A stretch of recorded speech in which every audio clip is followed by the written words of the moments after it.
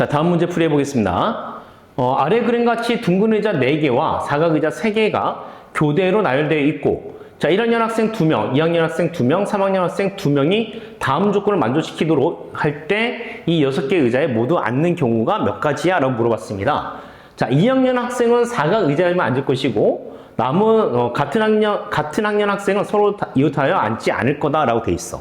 그치? 자, 그러면 이제 사각 의자가 이렇게 놓여져 있으니까 여기는 2학년만 앉을 거다라고 하는 거지. 그러면 역시 이것도 어떻게 하자? 크게 어떻게 경우를 나눌 건지를 먼저 생각해 주는 거야. 그랬을 때, 자, 2학년을 먼저 배우라는 게 쉬워 보여, 왠지. 그래서 2학년을 기준으로 본다면은, 자, 요 의자에 2학년 앉히고, 여기다 2학년 앉힐 수가 있어. 그치?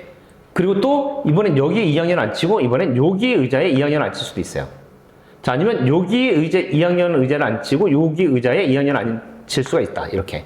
그치? 자, 그래서 전체적으로는 이렇게 첫 번째 케이스, 두 번째 케이스, 세 번째 케이스로 나눠가지고, 자, 2학년이 여기, 자, 이렇게 앉는 경우를 생각해 주시면 돼요.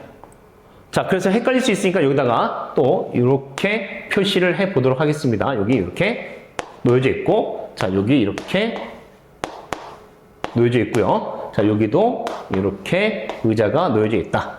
자, 이제 나머지 그 의자에다가 1학년 학생하고 3학년 학생을 배열을 할 건데, 자, 같은 학년끼리는 이웃하지 않는데, 그럼 같은 학년끼리는 이웃하지 않는다고 했는데, 그러면은 아무렇게나 배열하면 상관이 없죠. 그쵸?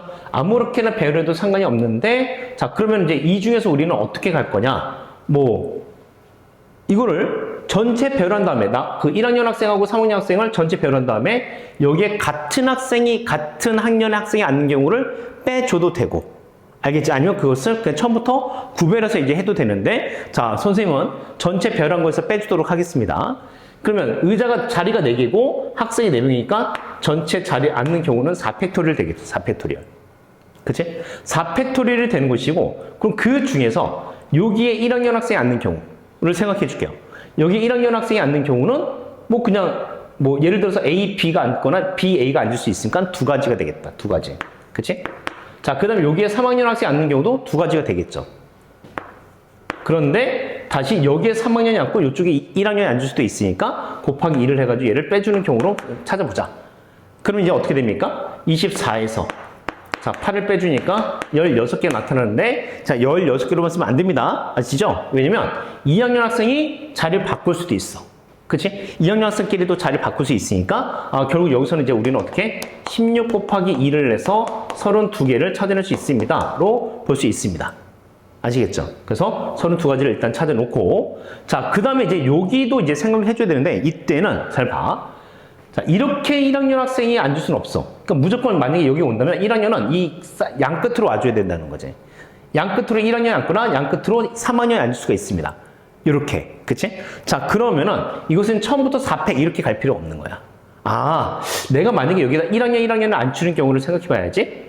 라고 한다면은, 1학년이 앉혔어. 그 나머지 자리에 3학년이 앉겠죠. 그쵸? 자, 그러면 써봅시다. 자, 1학년끼리 자리 바뀌는 케이스가 2가지. 또 3학년끼리 자리가 바뀌는 케이스가 2가지가 있을 거야. 그런데 이것을 다시 어떻게? 여기에 1학년이 아니라 3학년이 앉고, 여도 3학년이 이렇게 앉을 수도 있겠죠. 그쵸? 자, 그렇게 가는 케이스가 역시 또 곱하기 2를 해줄 수 있을 거다라고 가는 거지. 그치? 자, 그렇게 돼주면 얘는 8가지를 찾아낼 수 있는데, 역시 8가지로 끝나는 건 아니고, 이 8에다가 어떻게? 자, 2학년끼리 또 자리 바꿀 수도 있으니까, 그것까지 곱해서 얘가 16가지를 찾아낼 수 있습니다. 자, 그럼 같은 방식이겠네? 이것도 똑같이 이렇게 사이드로 1학년이 오거나 3학년이 올 수도 있으니까, 역시 같은 방식이 되겠죠? 그쵸? 자, 그래서 여기서도 몇 가지 나온다? 16가지 나타난다. 그럼 전체적으로는 32가지랑 16가지 나타나니까 이걸 다 계산해 주게 되면 64가지를 우리가 찾아낼 수 있겠다라고 보시면 되겠습니다. 아시겠죠?